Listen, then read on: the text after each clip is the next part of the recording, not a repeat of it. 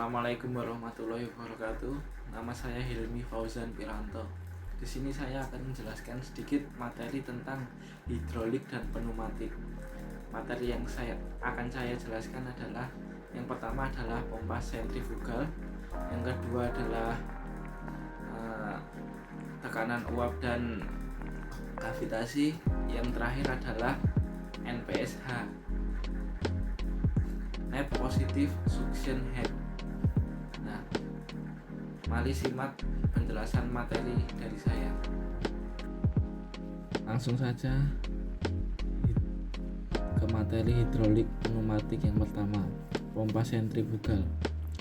Pengertian: pompa sentrifugal merupakan jenis pompa yang digunakan untuk mentransfer fluida yang prinsip kerjanya mengubah energi kinetis kecepatan cairan menjadi energi potensial dinamis melalui suatu impeller yang berputar di dalam casing dengan menggunakan gaya sentrifugal. Serta kinerja pompa ini memiliki mekanisme yang sederhana dan ukuran pompa ini lebih kecil dibandingkan pompa lainnya.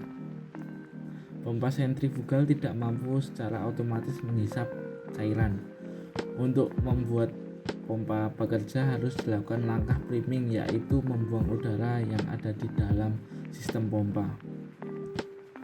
Pompa umumnya dibagi menjadi dua grup, pompa dinamik dan pompa dengan perpindahan positif-positif displacement. Pompa sentrifugal dan aksial merupakan kategori pompa dinamik.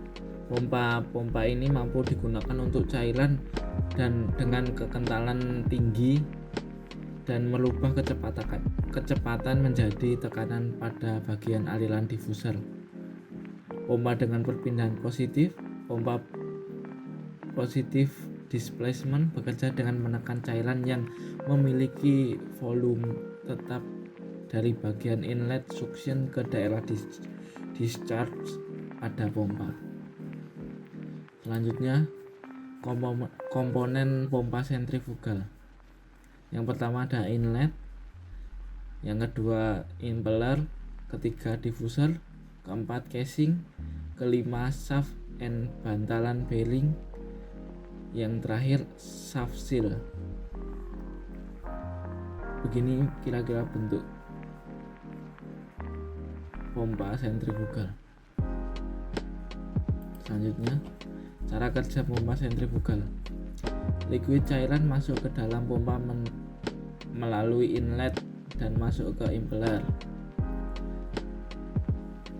Kedua, impeller berputar mengakibatkan cairan berputar dengan kecepatan tinggi dan masuk ke diffuser dengan kecepatan tinggi. Ketiga, pada bagian diffuser energi kecepatan dikonversi menjadi energi tekanan. Keempat, bagian volute casing mengelilingi diffuser dan mengumpulkan cairan. Kemudian cairan dikeluarkan pada bagian discharge, bagian sini. Jadi ini inlet, ini discharge, ini tempat keluar dan ini tempat masuk cairan. Selanjutnya, kelebihan dan kekurangan pompa sentrifugal. Kelebihannya adalah pengoperasian yang mudah, maintenance tidak begitu mahal, tidak berisik. Kekurangan, kurang cocok untuk cairan yang kental, daya hisap yang kurang, mudah membentuk kavitasi. Nah, nextnya kita akan membahas kavitasi, tekanan uap dan kavitasi. Apa itu tekanan uap dan kavitasi? Tekanan uap adalah partikel tekanan uap yang berada dalam kesetimbangan fase cairannya. Vapor pressure merupakan tekanan yang terjadi pada saat fase gas terlepas dari fase cair yang diakibatkan perubahan suhu. Kavitasi adalah fenomena perubahan fase uap dari zat cair yang sedang mengalir karena tekanannya berkurang hingga di bawah tekanan uap jenuhnya. Pada pompa, bagian yang sering mengalami kavitasi adalah sisi hisap pompa. Kerugian pada pompa yang disebabkan oleh kavitasi cavitation.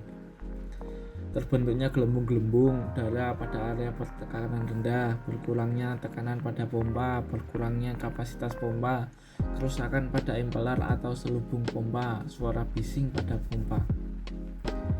Jadi ini kerugian karena kejadian kavitasi. Cara mencegah kavitasi pada pompa. Pompa tidak boleh diletakkan jauh di atas permukaan cairan yang dipompa, sebab menyebabkan head statisnya besar. Pipa hisap tidak boleh terlalu kecil agar kecepatan aliran tidak terlalu besar. Menghindari pipa berbelok-belok saat instalasi, karena jika saat aliran tertekan akan menyebabkan gelembung-gelembung pada sudut-sudut belokan pipa. Pipa hisap dibuat sependek mungkin untuk mengurangi kerugian gesek. Saat instalasi, sisi hisap aliran tidak boleh terhambat. Jadi ini adalah cara-cara untuk mencegah terjadinya kavitasi pada pompa. Next, kita akan membahas NPSH, Net Positive Suction Head. Pengertiannya adalah NPSH adalah kebutuhan minimum pompa untuk bekerja secara normal. NPSH menyangkut apa yang terjadi di bagian suction pompa, termasuk apa yang datang ke permukaan pendorong. NPSH dipengaruhi oleh pipa suction dan konektor-konektor, ketinggian dan tekanan fluida dalam pipa suction, kecepatan fluida, dan temperatur. NPSH dinyatakan dalam satuan feet. Ada dua macam NPSH, yaitu NPSH-A dan NPSH-R. NPSH-A adalah Net Positive Suction Head Available, nilai yang ada pada sistem di mana pompa akan bekerja. Sedangkan NPSH-R adalah nilai spesifik pompa agar bekerja dengan normal yang diberikan oleh pembuat berdasarkan hasil pengetesan. Ini adalah contoh rumus-rumus NPSH. Kondisi harus ada untuk menghindari kavitasi adalah bahwa NPSH yang tersedia harus lebih besar daripada atau sama dengan NPSH yang dibutuhkan. Jadi NPSH A lebih besar dari NPSH-R. Formula untuk NPSH dapat dinyatakan sebagai persamaan berikut ini. NPSH-A sama dengan P suction dikurangi P saturation. Ini adalah contoh perhitungan NPSH-A.